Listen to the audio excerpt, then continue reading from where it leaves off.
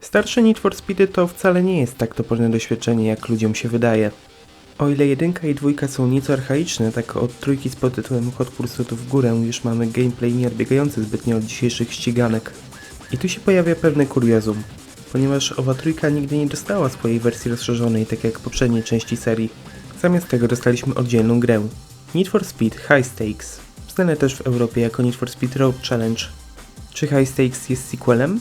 A może tą brakującą edycją specjalną 3, jakiej nigdy nie dostaliśmy? Dowiecie się tego w tym materiale. Cześć, jestem Lord Venom, a to jest kolejny film o mojej niekończącej się walce z backlogiem. Tym razem o grze Need for Speed High Stakes, wydanej na pierwsze PlayStation i PC w roku 1999. Nie przedłużając, zapraszam.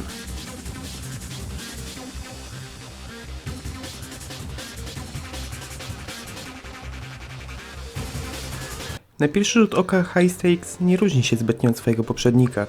Odpowiedź na to pytanie nie leży jednak w wizualiach, a w nowościach. Niestety, gracze na PlayStation mieli tych nowości nieco mniej. Wszystko dlatego, że to, jakie dodatkowe auta dostali, zależało od regionu, w którym się znajdowali. Wersja PC, wydana niedługo po wersji na PlayStation, posiadała wszystkie te auta, przez co wtedy była najlepszą opcją. Dziś z kolei istnieje mod do wersji na szeraka znany jako High Stakes Complete Edition, który zawiera całą zawartość. I choć zagranie w wersji PC jest dziś najmniej problematyczne, co zresztą sam zrobiłem, tak dzięki emulacji dzisiaj możemy ograć nawet wersję z szaraka w całej okazałości. Oprócz nowych trybów, samochodów oraz wariantów tras w różnych warunkach pogodowych, High Stakes jako pierwsze wprowadziło do serii tryb kariery. I jest to kariera na bardzo prostych zasadach. Wygrywamy wyścigi i za nie dostajemy pieniądze. Pieniądze wydajemy na wpisowe do kolejnych wyścigów, naprawy, ulepszenia do aut czy na nowe auta. No właśnie, naprawy. Kluczową nowością w High Stakes jest system uszkodzeń pojazdu. W zależności od tego jak i gdzie oberwiemy, nasze auto może zacząć jeździć gorzej. Stan naszego auta możemy monitorować na bieżąco poprzez paski znajdujące się w prawym górnym rogu ekranu podczas wyścigu. Zmiany możemy też zobaczyć gołym okiem na naszym aucie, choćby poprzez dziwnie kręcące się koła podczas jazdy. Naprawy są kosztowne i ostatecznie może zdarzyć się tak, że stracimy więcej niż zyskamy po serii wyścigów. Dlatego gra zachęca do opanowania naszego samochodu oraz jego ulepszenia. Większość samochodów posiada kilka poziomów ulepszeń. Są one zbiorcze i przy okazji wpływają na wygląd naszego auta. Każde auto jest też przypisane do poszczególnej klasy prędkości. W związku z tym będziemy musieli się naprawdę napracować, zanim dojdziemy do wyższej klasy. To z kolei odblokuje nam kolejne wyścigi i otworzy drogę do aut z jeszcze wyższych klas. Jednak nie jest to system pozbawiony ryzyka. Aby sprogresować karierę, zostaniemy zmuszeni do tytułowych wyścigów High Stakes. Pojedynków 1 na 1, w którym stawką są auta uczestników. Nie zostajemy dopuszczeni do takiego wyścigu, jeśli nie mamy drugiego auta. Prawdopodobnie by uniknąć softlocka. Mimo to, utrata samochodu, w który włożyliśmy czas i pieniądze, boli. Dzięki systemowi uszkodzeń i temu nowemu trybowi stawki faktycznie są wysokie, a my jesteśmy zachęcani do szlifowania naszych zdolności. Na tym jednak rozgrywka się nie kończy. Choć w karierze nie uświadczymy policji tak często jak w trójce, tak powraca ona w trybach Beat the Cop, Hot Pursuit i Getaway. Te tryby w niezmienionej formie powróciły i w High Stakes. Hot Pursuit pozwala nam rozgrywać wyścigi z policją siedzącą wszystkim na ogonie. Beat the Cop jest tym samym, ale z perspektywy policjanta. Dodatkowo daje nam możliwość przełączania się między radiowozami biorącymi udział w pościgu. Getaway z kolei zmusi nas do zgubienia całego pościgu w pojedynkę. Zawody kończą się, gdy stracimy z oczu namolny policyjny helikopter. Gra w wersji na PC oferuje w sumie 33 różne auta. Przynajmniej połowa z nich powraca z poprzedniej części. Tymi bardziej zaawansowanymi autami jeździ się świetnie, mimo sterowania, które dzisiaj nieco trąci myszką. Tańszymi autami oczywiście jeździ się gorzej, ale to pewnie po to, by zachęcić nas do jak najszybszego ulepszenia lub wymiany.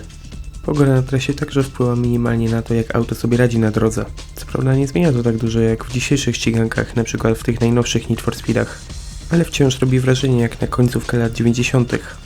I tu trzeba zaznaczyć pewną przewagę, którą wersja PC ma nad wersją z PlayStation. High Stakes na PlayStation posiada tylko 10, ale za to zupełnie nowych tras. Z kolei wersja PC zawiera dodatkowe 9 tras powracających w niezmienionej formie z Need for Speed 3 Hot Pursuit. To daje nam w sumie 19 różnych tras, nie licząc wariantów odwróconych i ze zmienioną pogodą. Gdybyśmy chcieli zobaczyć wszystko, co gra ma do zaoferowania, musielibyśmy spędzić z nią co najmniej kilkanaście godzin. Może nawet kilkadziesiąt, jeśli nie wszystko wyjdzie nam za pierwszym razem. A biorąc pod uwagę, jak brutalne staje się AI samochodów w dalszym etapie gry, raczej łatwo nie będzie. Jak na swoje czasy gra wygląda dość przyzwoicie. Trasy są zróżnicowane i patrzy się na nie bardzo przyjemnie.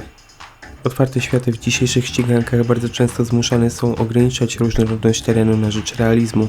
High Stakes to jeszcze nie ta epoka, w których mieliśmy otwarte światy w ścigankach, tak więc mamy tutaj kilka map górskich, leśnych, zimowych oraz miejskich.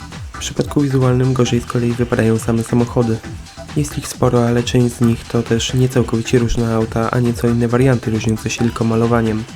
Wyglądają nieźle, ale nawet w wersji PC nie dorównują szczegółowości samochodów z Gran Turismo 2. To z kolei wyszło na PS1 zaledwie kilka miesięcy później, więc czemu na PC-tach nie byli w stanie ich doścignąć? Tego nie wiem. To nie zmienia faktu, że gra całościowo wypada całkiem nieźle. Nie uderzą nas w oczy jakieś większe graficzne archaizmy. I mówię to mimo braku wsparcia bardziej współczesnych rozdzielczości jak Full HD i proporcje ekranu 16:9. Osobiście choć do niższych rozdziałek nie mam nic, tak trochę wkurzają mnie te czarne paski po bokach. To oczywiście jedynie znak czasów i pewnie już fani wymyślili moda, który byłby w stanie rozwiązać te małe niedogodności. Przez całą grę będzie nam towarzyszyć muzyka techno. Miejscami szybka i granicząca z metalem, a miejscami bardziej chillowa. Poza muzyką z kolei usłyszymy dość przyzwoicie dobrane brzmienia aut.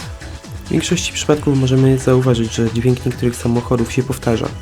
Nie są to oczywiście złe dźwięki i raczej nie będzie wam to przeszkadzało, jeśli nie jesteście fanatykami motoryzacji, którzy byliby w stanie odróżnić dwa auta po samym dźwięku silnika. Zgaduję, że danie osobnych dźwięków dla każdego z nich po prostu byłoby zbyt wymagające dla gry z ery pierwszego playaka. Podsumowując, High Stakes to wciąż bardzo przyjemna ściganka.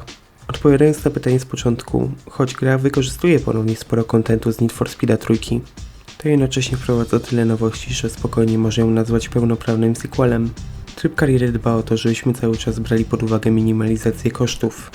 Teraz jest niewiele i będziemy je widzieć często, co wprowadza trochę monotonii, ale przynajmniej dostajemy wystarczająco dużo czasu, by je opanować do perfekcji. W przeciwieństwie do map z dzisiejszych NFS-ów są one o wiele bardziej zróżnicowane. System zniszczeń, szczególnie w przypadku lepszych i delikatniejszych samochodów, potrafi mocno skomplikować sprawy podczas wyścigu. W rezultacie dostajemy tytuł bardzo prosty, a zarazem wymagający. Jeśli udało mi się Was zainteresować, to polecam zaopatrzyć się w wersję z Internet Archive. Użytkownik Rohan Kar podrazował tam już wszystkie Need for Speedy nie będące już w sprzedaży.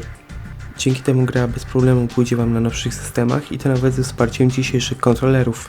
Z mojej strony to tyle. Polecam High Stakes i nie mogę się już doczekać, co zaoferują pozostałe NFS-y, których jeszcze nie ograłem. Jeśli spodobał Wam się materiał, zostawcie suba, łapkę w górę i kliknijcie w dzwonek, by dostawać powiadomienia o moich nowych materiałach. Ponadto polecam zostawić komentarz i sprawdzić poprzednie materiały. Zapraszam na moją kolejną walkę z backlogiem i gorąco się żegnam. Mówił do Was Lord Venom. Cześć!